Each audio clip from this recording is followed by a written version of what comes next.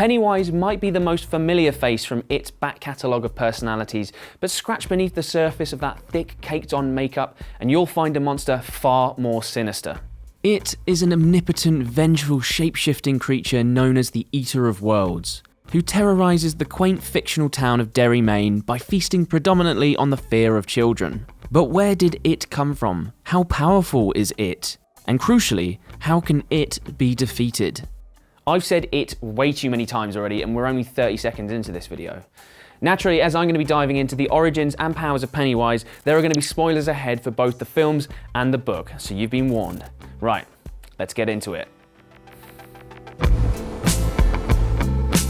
Despite often appearing as Pennywise the Dancing Clown, it is most definitely not human. The creature originates way beyond the humble confines of the small town of Derry that Pennywise would come to terrorise, and I'm talking a long, long way away. You see, it is actually an interdimensional, metaphysical monster that belongs to a species known as the Deadlights. The Deadlights, which we've seen brought to life in both the 1990 and 2017 adaptations of it, are a sort of cosmic power source, which it effectively embodies. Though Stephen King doesn't really spend too much time going into its origins, we do know that the creature came into existence in a macroverse, outside of our own universe, supposedly at the hands of an omnipotent creator known as the Other, or Gan. You can really go down a rabbit hole here with its connection to the wider Stephen King universe and the Dark Tower series in particular, but that's a confusing topic for another time. Either way, following this ambiguous otherworldly creation, it arrives on Earth, crash landing in a location that would later become Derry. A couple of million years pass and its quiet corner of the world finally becomes inhabited, prompting the creature to wake from his slumber for a long overdue snack. Okay, so despite being a metaphysical monster from another dimension, it is a surprisingly simple creature. Simply put, it needs to feed to survive, preferably on children, and the creature does this across a 12 to 18 month cycle that repeats itself every 27 years or so. This pattern can be traced all the way back through Derry's long, violent history to around 1715, when Pennywise first awoke to start his reign of terror. Each awakening and return to hibernation is marked by an act of extreme violence, such as the devastating explosion at the Kitchener Ironworks, the massacre of the Bradley Gang, or the deadly fire at the Black Spot, all alluded to in the 2017 movie. In each case, it, often in disguise as Pennywise, is somewhere amidst the carnage, creepily orchestrating the chaos.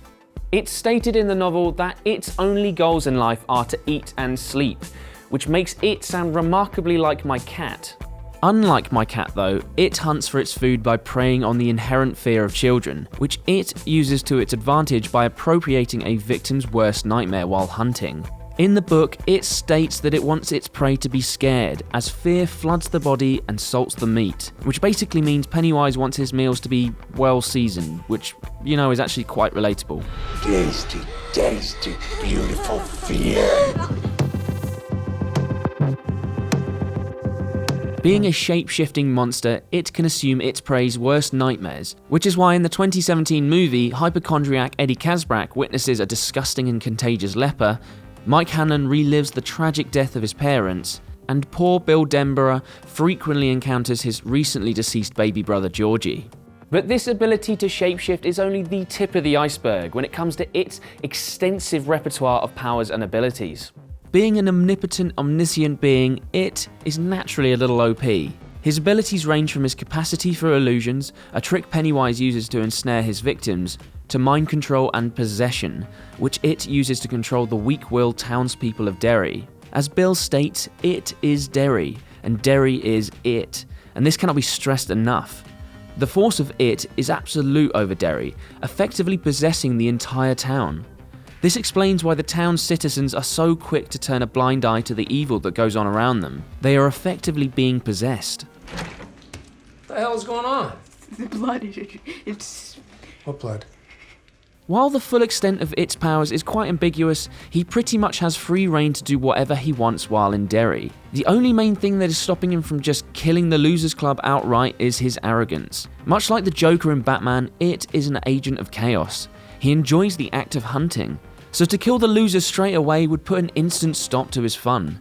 And as I mentioned, scared meat just tastes better. And that is a sentence I never thought I'd say out loud. Okay, so how exactly do you go about defeating an all-seeing, all-knowing monster from another universe? Well, not easily. Simply put, there isn't really an equal to its power, at least not on Earth.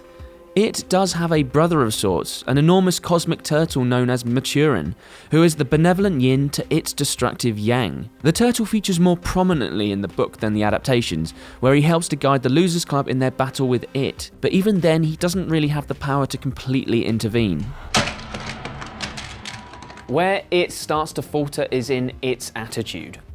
Pennywise is an inherently arrogant, narcissistic entity who believes he is above the weak-willed humans of Derry, and this attitude eventually leads to his downfall. Basically, Pennywise feeds on fear. As soon as his victims don't fear him anymore, his power becomes severely diminished. I'm not afraid of you. So as the Losers Club band together, they begin to counter Pennywise's power through sheer willpower. Their spirit and belief is their ammunition against it, and we see this in various forms across the book and its adaptations. In the novel, one of its most common forms is a werewolf, a monster infamously susceptible to silver. As a result, the Losers create silver bullets, which they believe will cause it harm due to their knowledge and association with the concept from movies and pop culture. The silver bullets are, practically speaking, useless, but because the kids believe they can cause harm, they actually do. Similarly, in the 2017 movie and its sequel, as soon as the Losers stop fearing Pennywise, they are able to wound it, sending him into an early hibernation as kids, and then eventually killing him when they return as adults. Fear.